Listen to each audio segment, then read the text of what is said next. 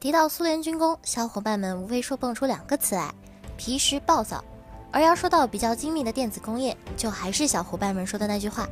美帝掌握核心科技。依托于强大的工业实力和信息产业的崛起，在雷达电子系统方面的发展一骑绝尘，整个蓝星再无人能望其项背。宙斯盾系统一时间红遍全球，普鲁抓表示一切尽在掌握中。在机载雷达上，更是比苏联那些傻大黑粗的家伙不知道要高到哪里去了。然而，小伙伴们以为冷战的一级真的就没有什么可以说到的吗？要奶糖说啊，你们还是太年轻。毛熊这个时候一定会手里伏特加和波波沙来告诉你，说我傻大黑粗是吧？那今天就来告诉你什么是真正的傻大黑粗。我们都知道，在人类进入核纪元之后，核武器的防御和预警成为了一个国家密不外传的神功。但普通雷达受制于地平线和地球曲率，功率再大又能看多远呢？这个时候，人们想到了利用电离层对雷达波的反射这一原理。天波超视距雷达主要用于早期预警和战术警戒，是对洲际弹道导弹、部分轨道武器，包括低轨道卫星和战略轰炸机的早期预警手段。一般能在导弹发射后1分钟发现目标，3分钟提供预警信息，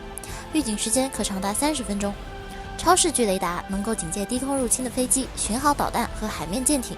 与微波雷达相比，超视距雷达对飞机目标的预警时间可增加10倍，对舰艇目标的预警时间可增加30到50倍。它还能探测4000公里以内的核爆炸，通过测量电离层的扰动情况，估计核爆炸的当量和高度。苏联早在60年代就开始研究弹道导弹的早期预警，第一个实验系统建造在乌克兰尼古拉耶夫市郊外，成功探测到2500公里外拜科努尔航天发射场火箭发射活动。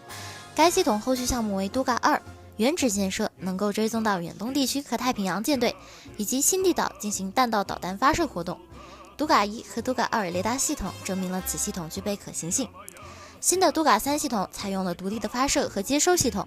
二者相隔60公里，在1976年正式投入运营，峰值功率高达10兆瓦，几乎需要一个小电站才能供应得上。雷达发射阵地天线宽210米，高近100米，面积近1.8万平方米；接收阵地天线宽300米，高135米，面积超过4万平方米。雷达顶部遍布红色警报灯，是为了让雾天的飞机看到别撞到自己身上。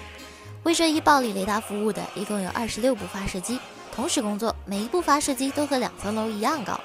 因此需要为每一部发射机建造单独的住宅，在阵地上每隔15米建立一个发射机房。它们可以可靠地发现万里之外的导弹发射早期信号，尤其是集群式发射的大规模饱和核导弹攻击。它的功率之大，以至于全世界的短波频段发生干扰。在1976年7月到1989年12月，可以在世界范围内的短波频段上收听到。据收听者说，它的信号听起来就像尖锐的敲击噪音，大约每秒重复10次，被戏称为苏联啄木鸟。苏联啄木鸟让世界范围内的业余无线电操作员深受其苦，甚至产生了一个蓬勃发展的行业，研制针对此信号的滤波器。在此基础上，前苏联逐步建立起强大的全球导弹来袭预警雷达网，形成了基隆级，包括德涅斯特河级、第聂伯河级、加瓦级、博查拉级。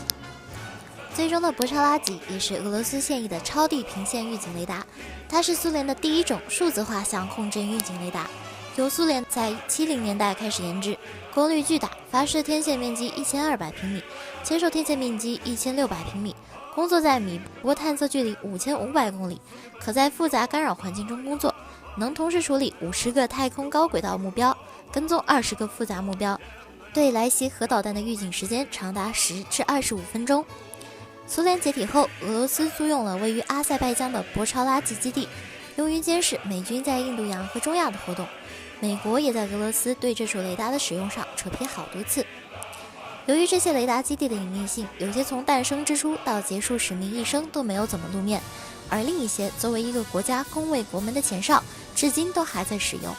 至今能玩得溜的只有中美俄3家，关于他们的情报非常稀少。这些雷达最牛的地方在于，在世界末日到来之前，能够提前10几分钟或者仅仅几分钟，但这宝贵10几分钟却能在决策上拥有很大的主动权，有时甚至会决定一个国家和民族的未来。好了，今天的节目就到这里。想要观看更多有趣、好玩或者在这里看不到的视频，请关注逆火星官方微博、微信公众号，就这个样子。